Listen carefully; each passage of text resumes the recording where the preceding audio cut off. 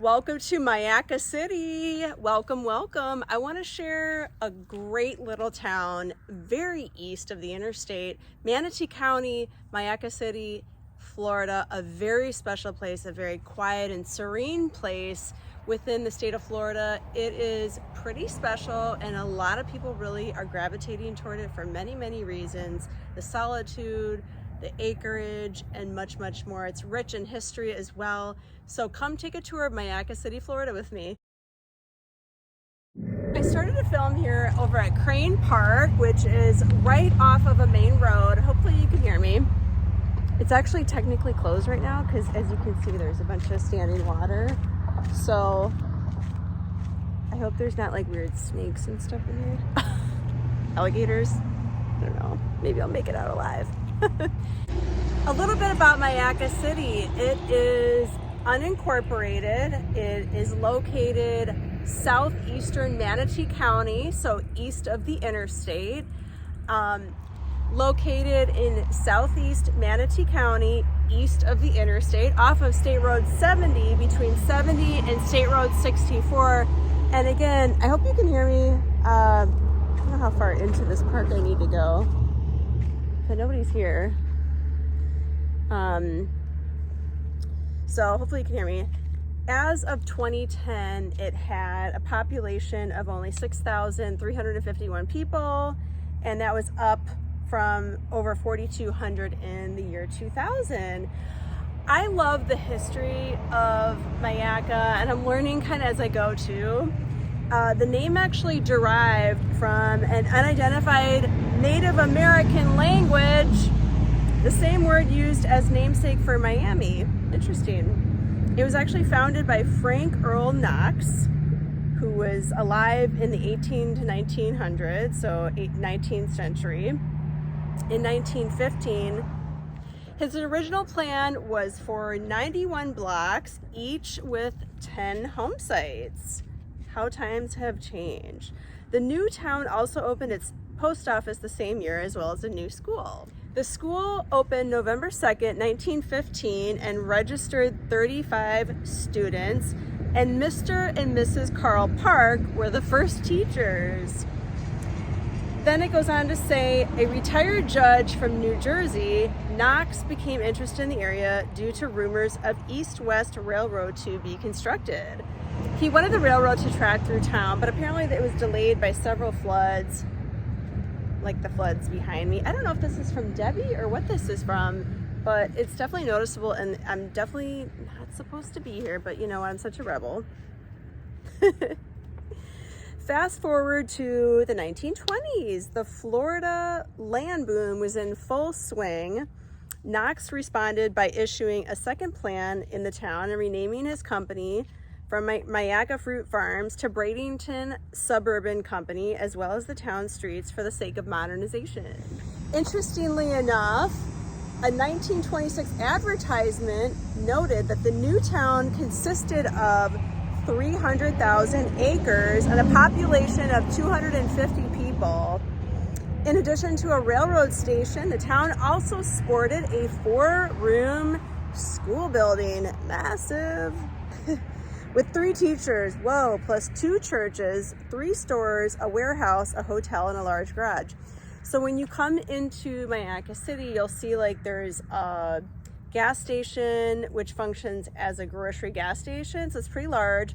You'll also notice when you pull up to MYAKKA that many of the homes have the front porches, like the open front porches, metal roofs, the little rocking chairs, right? And I read somewhere online when I was doing some research, like people who would sit out there, you know, drink their iced tea, could just like really old-fashioned, watch their cattle, watch their garden literally growing.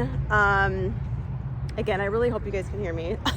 But while I'm walking down to somewhere else here, I have been getting some great calls from you all, so thank you. And one person today actually called and said, hey, I want to make sure you put your number up there more so people don't have to scroll past the video or whatever to see your phone number to contact you. Just know that it's always in the description. And I think some of my older videos don't have a lot of this because I was still learning how to do video. So sorry about that. But thank you for mentioning that. And thank you for calling to work with me as either a buyer or seller. I can't tell you how exciting that is for me and how I'm looking forward to working with all of you if you have called or will call. So thank you. And I will make note of trying to put my phone number up on these clips here as we kind of move along. So the land boom was short-lived because the Great Depression came along, and so the town saw a bit of a decline. But again, to my point, I had some notes here about the one-story farmhouses set well back from the sandy road, raised high above the ground on posts to prevent dry rot and escape the attack of termites. They were thinking ahead on that aspect because, as you know, we have termites, and that's an issue here in Florida. So they had some forethought on that. They all have vine-shaped verandas. I'm not entirely sure what that means, but they have well-tended vegetable and flower gardens. And I think that was the point I was trying to make about, you know, all of these having like the front porches so that they could just admire their land, their animals, their gardens, bringing it back to like that old school mentality, which I love. I personally grew up in Wisconsin, and I love like having a lot of land and nature and trees like this. Like the trees here just appeal to me. I think there's so much development that it's sad when too many trees get cut down. So I love this. This speaks to me. Maybe I'll move out here one day. You never know. Have some horses and a cowboy. Okay. And these people live on their own garden produce, slaughter, and cure their own meats and depend on the market. So I love that. Again, old school way of thinking and living and being. I'm totally down with it. So on to a bit of market stats. I took a glimpse of the active listings, low, median, and high, just to give you an idea of what's out here, and then solds low, median, and high, so you can get an idea of the market flavor here. By the way, a lot of the lots have 5-acre parcels, so it's very, very common. This is a small one, so it's only $339,000 listed for sale. The address is really weird on here, so I won't give that because it doesn't make any sense to me, but it is a 3-bedroom, 2-bath home on just over 1,000 square feet under air. Small lot, only a quarter-sized acre, again, $339,000. Median range in MYAKKA City right now, as we sit filming early September 2024. The address is 46915 McLeod Road, listed for $815,000, and for that out in MYAKKA, you get 3-bedroom, 3-bathroom, 2,465 square feet with a pool, and yes, it's on 5 acres. So the highest price listing in MYAKKA right now is $3.775 million, and that home is located at 16225 Hidden Horse Way, MYAKKA City, Florida.